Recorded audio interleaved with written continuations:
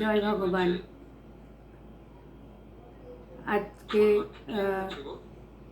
ক্লাসটা শুরু করি মানুষরা, পরে কথা বলছি।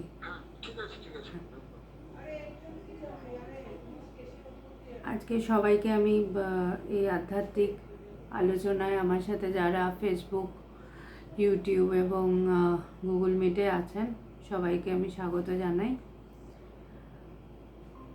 এবং আমরা আজকে যে বিবেক চূড়ামণি আগের দিন যে আলোচনা করছিলাম, আমরা তারপরের থেকে আজকে চর্চা করব। এবং সাধারণত আমাদের যে জীবন চলে সেখানে আমরা একটা জিনিস সবসময় লক্ষ্য করি যে আমরা তো আর এক অবস্থার মধ্যে দিয়ে যাই না, আমাদের জীবনটা নানা সময় নানা অবস্থার মধ্যে দিয়ে যায়। তো যেই অবস্থার মধ্যে দিয়ে যাক না কেন, আমার ঈশ্বর এমন একজন যাকে আমরা যে কোনো অবস্থায় যে কোনো মুহূর্তে অনুভব করতে পারি। এবং আজকে আমরা এটা নিয়ে আলোচনা করব যে স্থানকাল পাত্র কোনো ম্যাটার করে না ঈশ্বরকে উপলব্ধি করার জন্য। আমি আজকে জিজ্ঞেস করতেও ভুলে গেছি, যদিও আজকে যারা ফেসবুকে আছেন আশা করি আমার কথা শুনতে পাচ্ছেন সবাই। যদি আমার আওয়াজ না শোনা যায় কাইন্ডলি আমাকে কমেন্টে জানাবেন। তো আমরা আলোচ্য বিষয়ে ফিরে আসি। তো এখানে যেটা আমরা আজকে বিশেষ করে এটা নিয়ে আজকে চর্চা করব যে আমরা যে নিত্য আমাদের জীবন, সেখানে এক অবস্থা কখনোই থাকে না। আমরা এক এক সময় এক একটা অবস্থায় থাকি, কিন্তু সাধারণত আমাদের জীবনে যেই পরিস্থিতি সম্মুখীন আমরা হই, তো সাধারণত আমাদের জীবনের যে ঘটনাগুলি যেগুলো ঘটে সবটাই কিন্তু আমার পরিস্থিতির অপেক্ষায়। আমি যে চলছি, আমার সময়, আমার স্থানকাল পাত্র, আমি যেখানে রয়েছি সবটাই কিন্তু ভ্যারি করে। আমি কোথায় আছি, কিভাবে আছি, কোথায় যাচ্ছি, সময়, স্থান, কোন মানুষটার সাথে আমার কথা হচ্ছে, সবটাই কিন্তু দেখা যাচ্ছে যে ওই অবস্থার পরিপ্রেক্ষিতে বদলাতে থাকে। আমার মন বদলায়, আমার চিন্তাভাবনা বদলায়। তো এটা সচরাচর ঘটে থাকে কিসের, যখন এই পরিস্থিতি যে আমাদের অবস্থা যাচ্ছে তার অপেক্ষায়। কিন্তু বলছে একমাত্র ঈশ্বর যাকে আমি সব অবস্থায় অনুভব করতে পারি, সব জায়গায়, সবভাবে। আমি কিভাবে রয়েছি সেটা বড় কথা নয়, আমি কোন পরিস্থিতির মধ্যে আছি সেটা বড় কথা নয়। আমার ভেতরে যদি ইচ্ছে থাকে আমি ঈশ্বরকে অনুভব করব, তাহলে কিন্তু আমি যেমন অবস্থাতেই থাকি না কেন আমি কিন্তু সেখানেই আমি ডুবে যাব, আমি কিন্তু তাকে অনুভব করব। কিন্তু সেইটা কিন্তু জগতের বস্তুর ক্ষেত্রে কিন্তু হয় না। সরি, জগতের বস্তুর ক্ষেত্রে কিন্তু আমার স্থানকাল ম্যাটার করে। আমি কোথায় আছি, কিভাবে আছি, সেগুলো কিন্তু ভীষণভাবেই ম্যাটার করে। যে আমি যেভাবেই থাকি না কেন, আমার যদি পরিস্থিতি আমার অনুকূল না থাকে, তাহলে কিন্তু আমার মন ভালো থাকে না। আমার মনের মধ্যে কিন্তু নানা রকম প্রশ্ন, নানা রকম চিন্তাভাবনা এগুলো উঠতে থাকে এবং আমার প্রতি মুহূর্তে সেটাই আমার মনকে পরিবর্তন করতে থাকে। তো সেক্ষেত্রে এখানে খুব সুন্দর কথা বলেছেন যে এই যে আমি নিজের পরিচয়, নিজেকে ভাবি, নিজেকে বুঝি, সবচেয়ে বড় প্রমাণকে এখানে খুব সুন্দর বলছেন যে যাহা থাকিলে পদার্থের যথার্থ জ্ঞান হয়, তাহা হইল চক্ষুরাদি প্রমাণের দোষ শূন্যতা। একটা ঘটকে ইয়া ঘট এই প্রকারে জানার জন্য প্রমাণের সুষ্ঠুত্ব ব্যতীত আর কোনো নিয়মের অপেক্ষা করিতে হয় না। বলছে যে আমি সাপোজ একটা ঘট, সেই ঘটটাকে আমি চিনতে পারলাম যে হ্যাঁ এটা একটা ঘট। তো সেটা চেনার জন্যে আমার কিন্তু সেই ঘট সম্বন্ধে আমার যদি জ্ঞানটা থাকে সেটাই কিন্তু যথেষ্ট। আমি সেই ঘরটাকে আমার মধ্যে যে ঘটের চিন্তা ভাবনা, আমি যে তার ছবিটা নিজের মধ্যে আমি জানি, তার ডেফিনেশন, তার শেপ, তার রূপ, রং সবটা যে আমার ভেতরে জানা আছে, তাই আমি সেই চিন্তার থেকে, সেই ভাবনা থেকে আমি বলতে পারি যে হ্যাঁ, এটা একটা ঘর। তো এই আমার জানাটাই যথেষ্ট। আমার কিন্তু তৃতীয় কাউকে দরকার নেই, কোনো প্রমাণের দরকার নেই যে এটা ঘট। আর একজন এসে বলবে, যে হ্যাঁ তুমি ঠিক বলেছ, এটা ঘট। আমি জানি, এটাই সবচেয়ে বড় কথা। থার্ড পার্সন কারোর প্রমাণের প্রয়োজন নেই। ঠিক একইভাবে বলছে যে এই নিত্য সিদ্ধ আত্মা প্রকাশিত হওয়ার জন্য পবিত্র স্থান, শুভ মুহূর্ত অথবা গঙ্গা স্নান আদি দেহের শুদ্ধিজনক ক্রিয়ার অপেক্ষা করে না। বলছে যে আমি ঈশ্বরকে বোধ করব, সেই বোধ করার জন্যে শুভ মুহূর্ত, আমরা অনেকেই আছে যে কোথাও বেরোবো তার আগে আমরা দেখে নিই এই মুহূর্তটা কি ঠিক আছে, তবে আমি বেরোবো, শুভ মুহূর্তে আমি বেরোবো। আমি তার আগে একটু গঙ্গার জল ছিটিয়ে দিলাম। মানে আমি এই যে শুভ অশুভ এগুলো নিয়ে আমাদের জীবনে অনেক কিছু ম্যাটার করে, আমরা এগুলো নিয়ে এগুলো মানি এবং এইভাবে চলি। তো এখানে বলছে জ্ঞান হওয়ার জন্য, ঈশ্বরকে অনুভব করার জন্য আমাকে গঙ্গার জল ছিটিয়ে নিয়ে বসতে হয় না, আমাকে শুদ্ধ করতে হয় না নিজেকে, আমাকে আলাদাভাবে একটা মুহূর্ত দেখতে হয় না যে এই মুহূর্তে আমি বসলে আমার জ্ঞান হবে না। কিন্তু আসল যেটা আমার দরকার লাগে সেটা হচ্ছে যে আমি যে বসছি, আমি একান্ত মনে বসতে পারছি কিনা, এটা ম্যাটার করে। আমি যেখানেই বসি না কেন, বলছে যে আমার এখানে দেহে শুদ্ধি, গঙ্গা স্নান আদি দেহ শুদ্ধি এই ক্রিয়ার অপেক্ষা রাখে না। তুমি যেই কাপড়ই পরে থাকো না কেন, তুমি যেখানেই থাকো না কেন, যেভাবেই থাকো না কেন, আসল হচ্ছে যে আমি ডুববার চেষ্টা করছি। ঘুম থেকে উঠে আমি নিজের বিছানাতেই বসি না কেন, আমার যদি আমি একান্তে বসতে পারি, আমি যদি নিজে ভেতরে ডুবতে পারি, তাহলে আমি কোথায় বসছি এটা ম্যাটার করে না। আমরা ভগবানের জীবনে দেখেছি যে ভগবান মানে চাকরি করে এসে তিনি ভোর রাতে, রাত 3টের সময় তিনি কিন্তু উঠে গিয়ে গাছতলায় বসে চুপচাপ ধ্যান করতেন। তার কিন্তু মানে বিশেষ কোনো এসি ঘরের দরকার পড়েনি, তার কিন্তু বিশেষভাবে মানে সেখানে এমনকি তার গুরুও কিন্তু তার সঙ্গে সেই সময়, মানে তার গুরুর সান্নিধ্য তো অবশ্যই রয়েছে, তার গুরুর সাথে কানেকশন তো ভেতরে ভেতরে রয়েছে, কিন্তু মানে তার গুরু অ্যাকচুয়ালি কলকাতায় থাকতেন এবং তিনি থাকতেন গুয়াহাটি। সেই অবস্থাতে কিন্তু এই দূরত্ব কোনো ম্যাটার করেনি। এই অবস্থাতেও কিন্তু ভগবান ঈশ্বরকে অনুভব করেছেন। তিনি কিন্তু তার গুরু দূরে আছে বলে বা তার বিশেষ কোনো স্থান ছিল না, তাকে অফিস করতে হয়েছে, তাকে তার মেয়েকে দেখতে হয়েছে, তার পরিবার চালাতে হয়েছে, সমস্ত কিছুর মধ্যে দিয়েও কিন্তু তার ভেতরে সেই টানটা ছিল যে আমি ঈশ্বরকে পাবো, আমি ঈশ্বরকে বুঝবো। এই টানটা হচ্ছে আসল, এই চাওয়াটা হচ্ছে আসল। আমার ভেতরে যদি এই চাওয়াটা থাকে, তাহলে আমি যেখানেই থাকি না কেন চুপচাপ বসে পড়াটা হচ্ছে আসল ব্যাপার।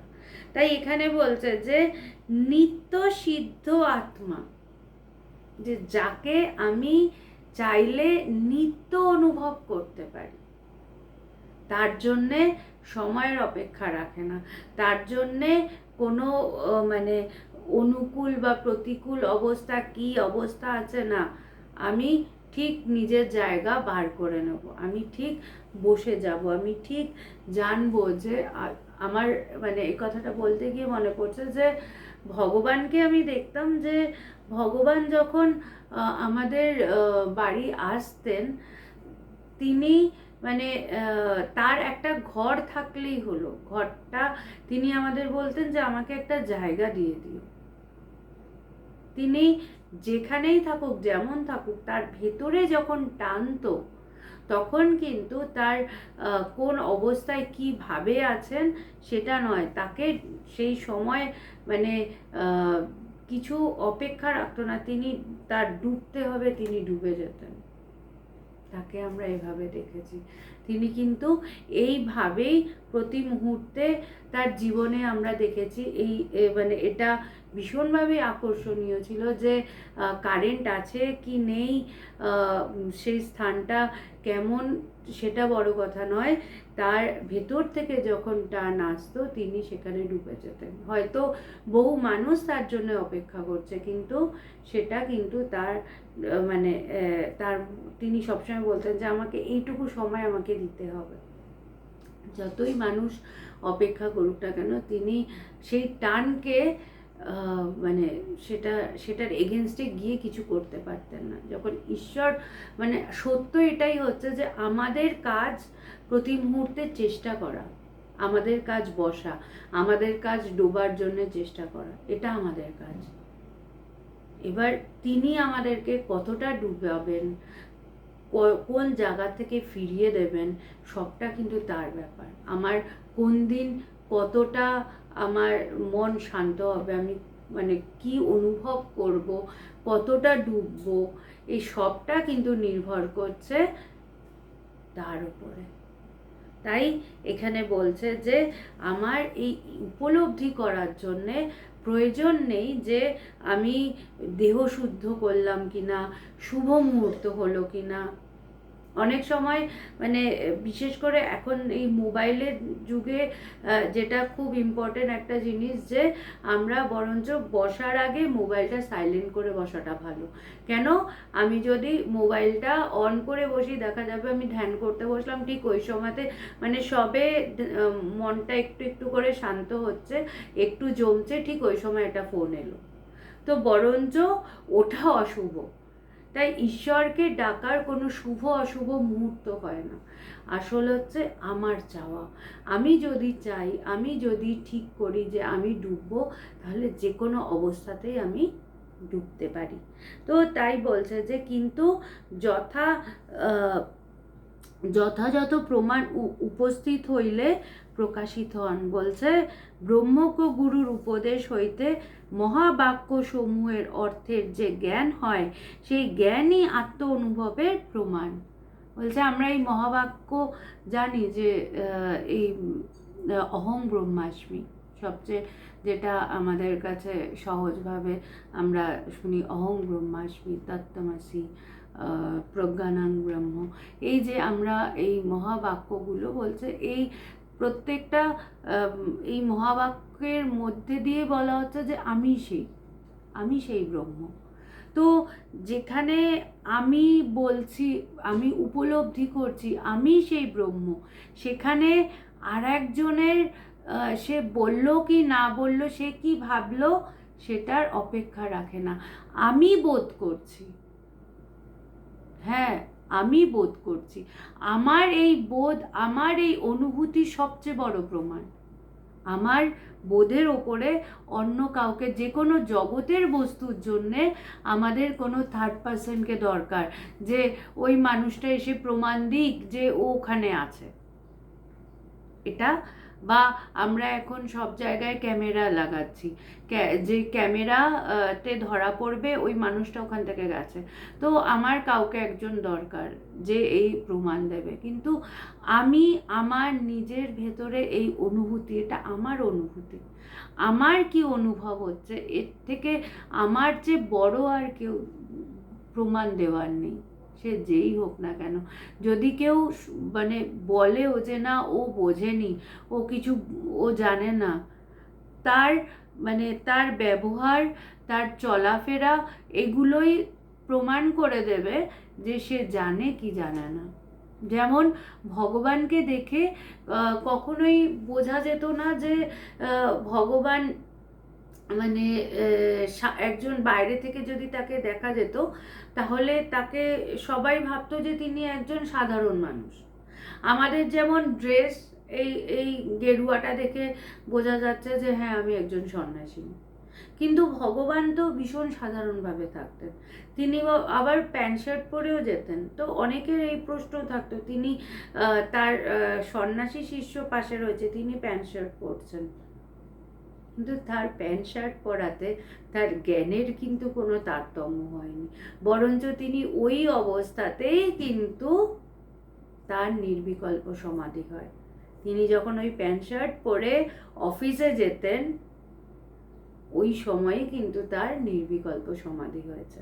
তাই তার নির্বিকল্প সমাধি যেটা বিরল ঘটনা, শুধু নির্বিকল্প সমাধি না, অজাতবাদের নির্বিকল্প সমাধি, যেখানে মানে জন্মের সৃষ্টির কোনো প্রসঙ্গ নেই। তার মনের অবস্থা মানে মন বলে তখন কোনো কিছু ছিলই না, তিনি স্বয়ং হয়ে রয়েছেন। সেই যে অনুভূতি, সেই অনুভূতির জন্যে তাকে ড্রেস পাল্টাতে হয়নি, তাকে সন্ন্যাসী হতে। এই যে কথাটা বলা হলো যে ঈশ্বর লাভ করার জন্যে কোনো বাইরের কোনো ক্রিয়ার অপেক্ষা রাখে না, তার প্রমাণ কোনো শুভ মুহূর্তের অপেক্ষা রাখে না, তার প্রমাণ ভগবানের জীবন। কারণ ভগবান তিনি অতি সাধারণ ছিলেন, সাধারণভাবে থাকতেন, তিনি থিয়েটার করতেন, তিনি অফিসে কাজ করতেন। তার অফিসে যখন তিনি ছিলেন সেই সময় তার ঠাকুরের দর্শন হয়, তিনি ঠাকুরের স্পর্শ পান। তো ঠাকুর এসে যে তাকে স্পর্শ করেছে, তার ঠাকুর কিন্তু দেখেননি যে এখন ওই মানুষটি অফিসে আছে, না আমি অফিসে যাব না, আমি ঠাকুর স্বয়ং রামকৃষ্ণদেব আমি বিশেষ জায়গায় যাব, তা কিন্তু নয়। ঠাকুর বলছে ঈশ্বর তিনি সব জায়গায় আছেন। তার জন্যে বিশেষ যে ভগবান যখন ঠাকুর ঘরে বসবে তখনই আমি দর্শন দেব, না, তিনি কিন্তু অফিসে গিয়ে দর্শন দিয়েছেন। তো এই জন্যে বলছি যে তাকে পাওয়ার জন্যে তুমি অফিসে আছো কি তুমি কোন ড্রেস পরে আছো, আমাদের গুরুমা রয়েছেন, এগুলো কোনো কিছু, এমনকি যখন ভগবানের গুরুদেব চিঠিতে লিখলেন এবং ডিক্লেয়ার করলেন যে ভগবানের নির্বিকল্প সমাধি হয়েছে, তখন কিন্তু গুরুদেবের যে সন্ন্যাসী শিষ্যরা ছিল তারা কিন্তু অবাক হয়ে গেছে যে একজন গৃহস্থ যিনি গুরুদেবের অত সঙ্গ করতে পারতেন না, খুব অল্প সময় এসে কয়েকদিন সঙ্গ করে চলে যেতেন, তার কি করে এই সমাধি হয়ে গেল, তার কি করে, তিনি কি করে এই এত বড় জিনিসটা পেয়ে গেলেন। তারা কিন্তু সবাই ভীষণভাবেই অবাক হয়েছিল এবং তারা অনেকেই মানতে চায়নি যে না, এটা হতেই পারে না, আমরা গুরুদেবের সবসময় সঙ্গে আছি, আমাদের হলো না এবং যে এত দূরে আছে তার হয়ে গেল। এই যে শাস্ত্রের কথাটা, এটা আজকে কিন্তু তার মানে বলছে, মিলে যাচ্ছে যে এটা সম্ভব, যে একজন হয়তো সে সব ছেড়ে দিয়েছে বাইরে দিয়ে, কিন্তু ভেতর দিয়ে যতক্ষণ সে বিচার করতে করতে সে সেই জায়গায় না পৌঁছাচ্ছে, যতই বাইরে দিয়ে সব ছেড়ে দিক না কেন, ভেতরে তো বিষয় শূন্য হয়নি। হয়তো সে ঈশ্বরের কাজকর্মই করছে, আশ্রমের কাজকর্মই করছে, কিন্তু আশ্রমের কাজ সেটাও তো একটা বিষয়, বিষয় শূন্য অবস্থা, সে কোনো বিষয়ই চলবে না। হয়তো এই বিষয়গুলো জাগতিক বিষয়ের থেকে মানে এটা অনেকটাই অ্যাপার্ট এবং জগৎ এটাকে মনকে অত বিক্ষিপ্ত করতে পারে না, চঞ্চল করতে পারে না, কিন্তু তা হলেও বলছে জ্ঞান তখনই হবে যখন তোমার মধ্যে একটা চিন্তাও থাকবে না, সেই চিন্তা শূন্য অবস্থা। তো সেটা কিন্তু ভগবান তার কোনো কিছু ছাড়তে হয়নি, তাকে সংসারের থেকে তাকে বেরিয়ে আসতে হয়নি, তার মনের থেকে সব ছেড়ে গেছিল। তিনি সংসারে ছিলেন, সব কিছু করেছেন, যা যা করতে হয় সব করেছেন, কিন্তু তার মনে একমাত্র ঈশ্বর ছাড়া আর কিছু ছিল না। এটাই তার প্রমাণ। তাই এখানে বলছে যে এই যে অহং ব্রহ্মাস্মি, এই মহাবাক্য, এর প্রমাণ হচ্ছে যে এই আমি নিজে বলছি আমি সেই ব্রহ্ম, এর চেয়ে বড় আর কি হতে পারে। তাই এখানে বলা হচ্ছে যে আমি দেবদত্ত, এই বোধ কোনো দেশকাল আদির অপেক্ষা করে না। তুমি কোথায় আছো, কোন সময় আছো, কি আছো। আমার মনে আছে যে আমি যখন ভগবানের কাছে যেতাম, আমার যেদিন প্রথম আমি অনুভব করলাম ভগবান খাটে বসে আলোচনা করছিলেন এবং আমি দরজার ধারে সিঁড়ির কাছে বসেছিলাম। বসে থাকতে থাকতে আমার আর জগতের কোনো চিন্তা ভাবনাগুলো সরে গিয়ে তার প্রকাশ ঘটে। এটাই তার অর্থাৎ তার প্রকাশ ঘটে বলবো না, তিনি প্রকাশিতই, শুধুমাত্র চিন্তাভাবনাগুলো সরে যাওয়ার অপেক্ষা। তো ওই যে অবস্থা, আমি কিন্তু ওই সিঁড়িতে ওইভাবেই বসেছিলাম বহুক্ষণ। তো আমার জন্যে কিন্তু বিশেষ কোনো জায়গা লাগেনি, আমি ভগবানের চেয়ে সবচেয়ে দূরে বসেছিলাম, কিন্তু ওই বসলেও কানেকশন, দূরত্ব, শারীরিক দূরত্ব কোনো ব্যাপার না। এই জন্য আমি বারবার এখনো বলি যে এখনো হয়তো অনেকেই ভাবে যে গুরু দেহে নেই, কিন্তু এটা সত্য নয়। গুরু দেহে থাকুক না থাকুক, আমি যদি তার সাথে টিউন করতে পারি, আমার কাছে গুরু ভীষণভাবে মানে সত্য, ভীষণভাবে তাকে অনুভব করা যায়। একবারের জন্য মনে হয় না যে তিনি নেই, তার মানে তার প্রেজেন্স ভীষণ স্ট্রংভাবে অনুভব করা যায়। তার সাথে এখনো কথা বলা যায়, তাকে এখনো ছোঁয়া যায়, তার স্পর্শ এখনো পাওয়া যায়, যদি ওই কানেকশনটা হয়ে থাকে। তাই জন্যে বলা হচ্ছে যে এই আমি অমুক, ইহা প্রত্যেক জাগ্রত ব্যক্তির নিকট স্বতঃসিদ্ধ। ইহা অনুভবের জন্য দেশকাল নিয়ম আসনাদির প্রয়োজন হয় না। যে আমি বলছি আমি তেজময়ীমা, তো আমি তো জানি আমার এটা নাম, তো আমাকে যে যাই বলুক না কেন আমি তো এটাই বলবো। আমাদের এখানে যারা আপনারা আছেন, আপনাদের সবাইকে যদি জিজ্ঞেস করা হয়, আপনারা কিন্তু আপনাদের নিজেদের নামই বলবেন, যত যাই হয়ে যাক না কেন। আপনি কিন্তু কিছুতেই বলবেন না, মানে কিছুতে এটা স্বীকার করবেন না যে না আপনার নাম কৃষ্ণা, না আপনার নাম তন্দ্রা, বলবেন না। আপনি হলে না না আমার নাম কৃষ্ণাই, যতই আমি বলি না কেন। তো এটা কিন্তু হচ্ছে মূল ব্যাপার, যে আমরা যত যাই হোক না কেন নিজের যে পরিচিতি আমি যেটা জানি সেটাতে কিন্তু আমি ভীষণভাবেই স্ট্যাটিক থাকি। হ্যাঁ, এটাই আমার পরিচয়, আমি কিন্তু সেখান থেকে এক চুলও নড়ি না।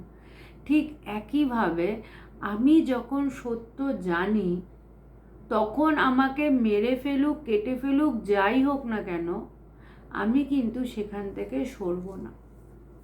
আমার মনে আছে যে যখন মানে একদম প্রথমের দিকে যখন ভগবানকে কলকাতায় সেভাবে মানুষজন তখনও তার কথা জানেন না, তো বহু মানুষ বিরোধিতাও করেছিল।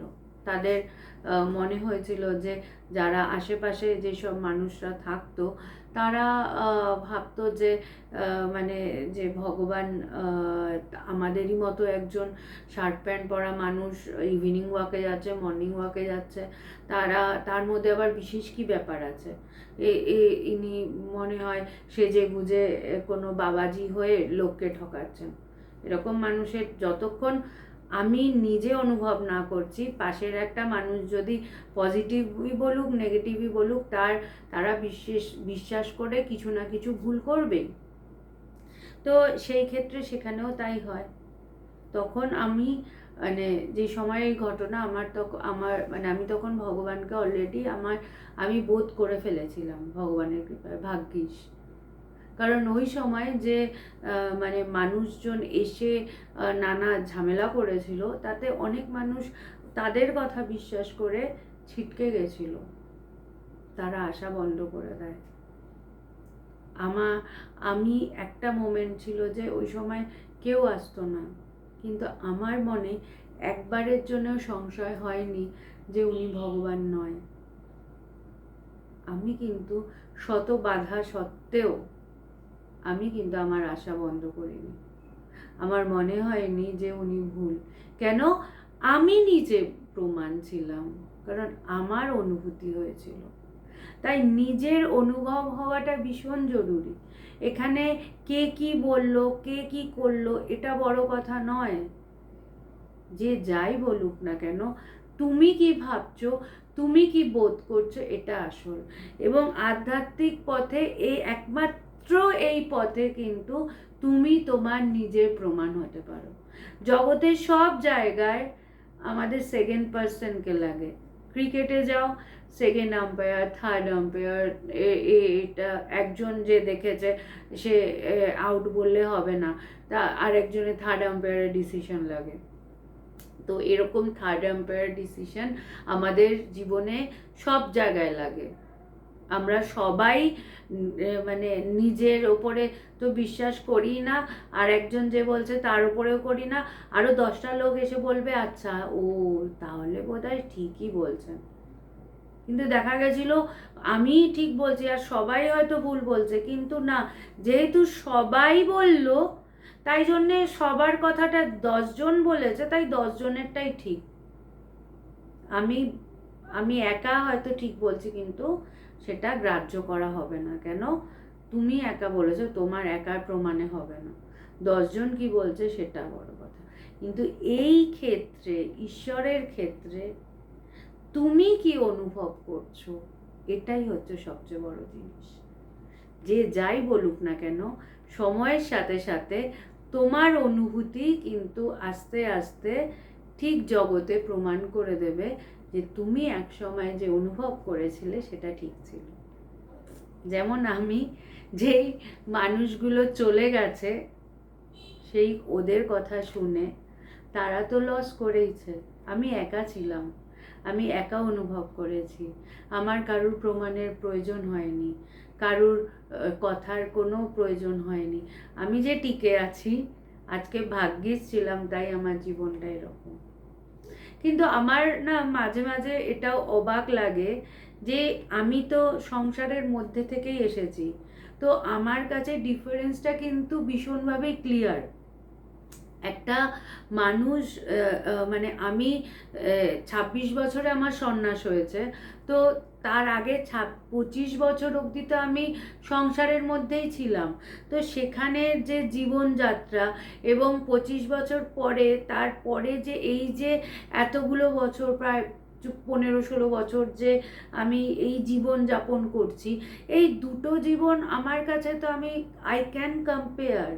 আমার জীবনই কম্পেয়ার করতে পারে যে ওই জীবনটা কি ছিল আর এই জীবনটা কি ছিল। কিন্তু মানুষ যারা মানে সংসারের মধ্যে আছে, তারা সংসারের থেকে প্রতি মুহূর্তে ভাবে যে ওই জীবনটাই শ্রেষ্ঠ। তারা বারবার আমাদেরকে প্রশ্ন করে, বহু মানুষের প্রশ্ন মানে আমাদেরকে করা হয় যে সংসার আপনাকে অ্যাট্রাক্ট করে না? যদি সংসার আমাকে অ্যাট্রাক্টই করতো, তাহলে আমি মানে এতগুলো বছর আগে আমি সব ছেড়ে দিয়ে বেরিয়ে এলাম কেন? ওখানে অ্যাট্রাকশানের কিছু ছিল না, তাই জন্যেই তো বেরিয়ে আসা। ওটা যদি আমাকে অ্যাট্রাক্টই করতো, তাহলে কি আমি এই পথে আসতাম? এবং ওখানে যদি কোনো দামি কিছু থাকতো, তাহলেও কি আমি এই পথে আসতাম? ওখানে দামি কিছু কোনোদিনই ছিল না। আমি কোনো অভাবে পড়ে আসিনি, আমার কোনো অসুবিধা ছিল না, আমার জীবনে কোনো বাধা ছিল না, আমার জীবনে কোনো অভাব ছিল না, সব ছিল। মানুষ ভাবে যে কোনো অভাবের, বলছে যে না ঈশ্বর মানে আমরা কি পাইনি সেটাকে ভাবি, কিন্তু অনেক বড় কিছু পেতে পারি সেটা আমাদের কাছে কিছুতেই বোধগম্য হয় না, যে সংসারের থেকেও পৃথিবীতে অনেক কিছু, অনেক বড় কিছু আছে যেটা পাওয়া যায়। আমি ঈশ্বরকে পেয়ে কেন আমি জগতে যাব? ঈশ্বরের মতো এত মানে এত বৃহৎ, এত প্রেম, এত মানে এত সুন্দর, এত প্রেশিয়াস, এত দামি জিনিসটা পেয়ে আমি সব কিছু ছেড়ে আবার আমি ওর পথে কেন যাব? এটা যারা প্রশ্ন করে আমার কাছে, তাদেরকে উল্টা একটা প্রশ্ন আমার আসে যে মানে আমি যখন সব কিছু ছেড়ে এই পথে এসেছি, তার মানে এখানে ওই জগতের থেকে নিশ্চয়ই দামি কিছু আছে, তাই জন্যেই তো আমি ছেড়ে এসেছি, না হলে আমি ছেড়ে আসতাম নাকি? আমি যদি এখানে শ্রেষ্ঠ কিছু না পেতাম, তাহলে জগতই যদি শ্রেষ্ঠ থাকতো, তাহলে আমি এই পথে আসতাম নাকি? উল্টো প্রশ্ন হতে পারে। কিন্তু মানুষ এই যে এত কিছু নিজের মধ্যে পাওয়া যেতে পারে, এটা ভাববারই ক্ষমতা নেই, এটা ভাবতেই পারে না। মনে হয় যে তারা জগতে যা নিয়ে আছে সেটাই শ্রেষ্ঠ, সেটাই শ্রেষ্ঠ পাওয়া, তারপরে আর কোনো পাওয়া থাকতে পারে না। কিন্তু বলছে এই যে আমি প্রমাণ, অহং ব্রহ্মাস্মি, আমি জানি আমি সেই ব্রহ্ম। তাই এখানে খুব সুন্দরভাবে বলছে যে সূর্যের উদয়ে জগৎ যেভাবে প্রকাশিত হয়, সেইভাবে যাহা নিত্য স্ফুরণের ফলে অনাত্মক ও মিথ্যাভূত এই জগতের প্রতীতি হয়, সে ব্রহ্মবস্তুর প্রকাশক আর কি থাকিতে পারে। বলছে যে প্রতি মুহূর্তে এই যেমনভাবে যে সূর্যই টোটালটাকে প্রকাশ করছে, এখন আমি যদি সূর্যের সামনে দুটো মোমবাতি জ্বালিয়ে ভাবি এই দুটো মোমবাতি এই ঘরটাকে আলোকিত করবে, তাহলে কিন্তু নয়। আমার সূর্যের আলোর কাছে মোমবাতির কি কোনো অস্তিত্ব আছে? ঠিক একইভাবে এই ঈশ্বরের প্রেম, এই ঈশ্বর যা সব কিছুকে প্রকাশ করছে, কিন্তু আমি সব কিছুকে যেহেতু দেখি, তাই ঈশ্বরকে দেখতে পাই না। তিনি যে প্রকাশক, তিনি যে প্রকাশ করছে, এটা আমরা দেখতে পাই না।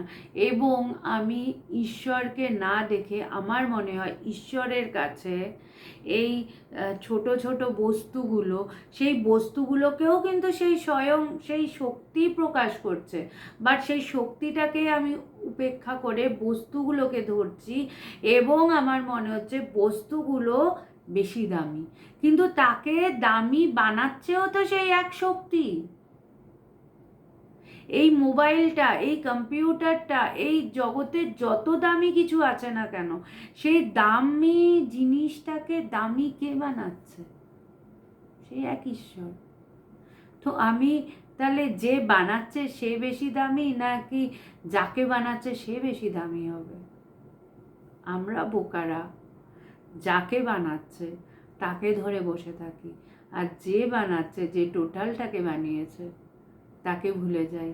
আমরা বাকি সব ভাবি, বাকি সব কিছুর মধ্যে জীবনের শ্রেষ্ঠ আনন্দ আছে, জীবনের শ্রেষ্ঠ পাওয়া আছে, কিন্তু যেই টোটালটাকে বানাচ্ছে তার কথা আমার একবারের জন্যেও মনে হচ্ছে না। কেন? আমরা এই রং রূপ, এই সৌন্দর্যের মধ্যে এমন মোহিত হয়ে গেছি যে আমার কাছে এই বাইরের সৌন্দর্যটাই সবচেয়ে দামি। আমাদেরকে, আমি এই যে এই ঈশ্বরীয় কথা বলছি, বহু মানুষ আছে যাদের কাছে এই আধ্যাত্মিকতার কোনো দাম নেই, এই আধ্যাত্মিক কথা বলছি সেটার কোনো দাম নেই। তারা হয়তো বলবে যে আপনি খুব সুন্দর, আপনি একজন মহিলা, আপনি এভাবে একা আছেন, বাইরের সমস্ত ক্যারেক্টারগুলো তাদের কাছে ধরা দেবে, কিন্তু এই যে ঈশ্বরীয় কথা, যে শ্রেষ্ঠ কথা, যা আমাদেরকে পূর্ণ করে, যা আমাদের জীবন পরিবর্তন করে, আমরা সেগুলোকে ধরতে পারি না। আমরা শ্রেষ্ঠ জিনিসটাকে, যে আমাকে তৈরি করলো, আমি তাকে না ধরে আমি ওই বস্তুটাকে ধরছি। আমি ব্যক্তি বিশেষ নই। আমার আড়ালে যে জ্ঞানটা, সেটা আমাকে এভাবে তৈরি করেছে। আর না হলে বাইরে দিয়ে দেখলে আর পাঁচজনের মধ্যে আমার মধ্যে কোনো তফাৎ নেই। তাই জন্যে বলছে যে যে প্রকাশ করছে তাকে ধরো। সূর্য সবটাকে প্রকাশ করছে, সেটাই হচ্ছে আসল। আমি তার সামনে মোমবাতির আলোর কিন্তু কোনোই দাম নেই। তাই জন্য বলছে যে সত্যটাকে দেখতে হবে, দেখতে শিখতে হবে, সব কিছুর আড়ালে তাকে দেখতে শিখতে হবে। আমরা যত তার অন্তর্মুখী হতে থাকব, তত আমি দেখব যে জগতের কোনো বিষয় আমাকে টানতে পারছে না, আমার ভেতরটাকে পাল্টাতে পারছে না। যে কোনো অবস্থাতেই আমি শান্ত থাকতে পারছি, বিষয় আমার ভেতরে কোনো ডিফারেন্স আনতে পারছে না। আমি সব অবস্থায় আমি নিজের ভেতরে অন্তর্মুখী হয়ে তৃপ্ত থাকতে পারছি। তাই বাইরের অবস্থা ম্যাটার করে না। তাই আজ যেটা দিয়ে আমরা শুরু করেছিলাম, যে ঈশ্বরকে ভাবনা চিন্তা করার জন্যে, কোথায় আছো, কিভাবে আছো, কে সাথে আছে, কখন বসছো, কোনো কিছু ম্যাটার করে না। আসল ম্যাটার করে তোমায় বসতে হবে, তোমায় একটা জায়গা বের করে বসতে হবে। এই বসাটাই হচ্ছে আসল। রোজ বসো, রোজ সময় বার করে বসো, দেখবে একটা সময় গুরু তোমাকে হাত ধরে ঠিক জায়গায় নিয়ে গেছে এবং তিনি ভেতরে ডুবিয়েও দিয়েছেন। আমার মনে পড়ে যে একটা ঘটনা দিয়েই শেষ করি আজকে, যে ঠাকুরের জীবনের একটা ঘটনা, যে ঠাকুর একবার তিনি বলেন যে এই যে চৈতন্যদেব যে নানা লীলা করে গেছেন, তিনি বলেন আমি নবদ্বীপে যাব, চৈতন্যদেবের মানে তার যে তিনি যে এসেছিলেন, তিনি যে লীলা করেছেন তার প্রমাণ আছে কিনা আমি সেটা দেখতে যাব, আমি সেটা অনুভব করতে যাব। সেই স্থানে গেলে নিশ্চয়ই সেই অনুভূতি আমার হবে। তো সেই ভেবে তিনি ওখানে যান, কিন্তু নানা জায়গায় দেখতে দেখতে তার কোনো অনুভবই হয় না। তো তিনি যখন ফিরে আসছেন, তার তখন মনে হয় যে আদৌ কি চৈতন্যদেব আছে? আমি তো এই পুরো নবদ্বীপে সব জায়গা ঘুরলাম, কই তাকে তো আমি কোনো অনুভব করতে পারলাম না। তো তার মানে তিনি সত্যিই হয়তো এখানে নেই। তার মনে যখন এটা আসছে, ঠিক সেই সময় তিনি দেখছেন দুটো বাচ্চা ছেলে আকাশের মধ্যে দিয়ে দুহাত উঠিয়ে হাসতে হাসতে হাসি মুখে তার কাছে এগিয়ে আসছে। এবং সেইটা দেখে ওই নদীর ঘাটে তিনি সেই অবস্থায় সেই দুজনকে দেখে তিনি আত্মস্থ হয়ে পড়ছে। তখন ভাগ্যিস তার সাথে যারা ছিল তারা তাকে ধরেছে। তো ঠাকুরের কথা বললাম, তিনি তো মানে তার এরকম কথা বলতে বলতে তিনি সমাধিস্থ হয়ে পড়তেন। তাই জন্যে ভেতরে আমি কি নিয়ে আছি, কার সাথে যুক্ত হয়ে আছি, সেটা বড় কথা। আমি যদি ঈশ্বরের সাথে যুক্ত হয়ে থাকি, আমি যেখানেই থাকি না কেন, আমি যদি পড়েও যাই, আমাকে ঠিক ধরার লোক থাকবে, আমাকে ঠিক জায়গায় বসিয়ে দেওয়ার লোক থাকবে। আমাদের চিন্তা ভাবনা করার প্রয়োজন নেই যে হঠাৎ যদি আমার কিছু হয়ে যায় তাহলে কি হবে। কিচ্ছু হবে না। তিনি ডুবিয়ে দিলে তিনি খেয়ালও রাখবেন। সবটা তাকে ছেড়ে দিয়ে ডুবে যাওয়াটাই আমাদের কাজ। ঠিক আছে তাহলে? হ্যাঁ, এটাই শুক্লাদি। যখনই সময় পাবে তখনই বসো, কোনো নির্দিষ্ট সময় বলে নেই। আমরা সকাল সকাল বসলে ভালো, সংসারের মধ্যে মন না যাওয়ার আগে একটু বসে নিলে, বা রাত্রিবেলায় ঘুমাতে যাওয়ার আগে একটু বসে নিলে এটা ভালো। কিন্তু যদি এই সময়টা নাও পাও, তাহলেও যখনই সুযোগ পাবে তখনই বসো। বসাটা ইম্পর্টেন্ট, ঈশ্বরকে নিয়ে চিন্তা ভাবনা করাটা ইম্পর্টেন্ট। কীভাবে করছো, কোথায় করছো সেটা নয়, সেটা আমি বলছি এবং এই শাস্ত্র বলছে, এবং আমি তো বলবোই যে কেউ বলুক আর না বলুক আমি প্রমাণ, কারণ আজকে আমরা এটাই পড়লাম। ঠিক আছে, সবাই ভালো থেকো। আর একটা কথা বলি, আজ আমি বিগত অনেক দিন ধরেই শনিবার করে 8:30টায় আলোচনা করছিলাম। সামনের সপ্তাহ থেকে আমি বৃহস্পতিবার রাত 9টায় এই আলোচনাটা করব। আমি সামনের সপ্তাহ থেকে শনিবার নয়, শনিবারের বদলে বৃহস্পতিবার রাত 9টা থেকে এই আলোচনা করব। তোমাদেরকে যথারীতি যেমনভাবে আমি নোটিফিকেশন পাঠাই আমি আবার পাঠিয়ে দেবো। তো আগামী বৃহস্পতিবার রাত 9টায় যদি সব কিছু ঠিক থাকে তাহলে তোমাদের সাথে আবার দেখা হচ্ছে। সবাই ভালো থেকো। জয় ভগবান। জয় ভগবান মা।